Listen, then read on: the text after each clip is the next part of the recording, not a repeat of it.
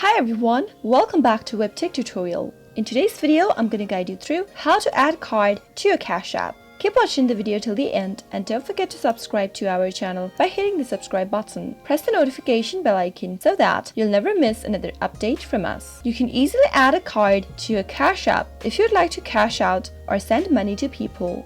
To do so, you'll need to link your bank account to your Cash App. Open up your Cash App application and then sign into your account if necessary. In order to link a credit or a debit card to your Cash App, go and tap on the building icon at the bottom left. Under My Cash tab, select Link Debit Card. Now you can add a bank using your debit card.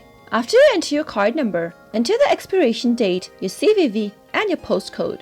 After you're done, tap Next. And once you do that, you'll be able to add card on Cash App.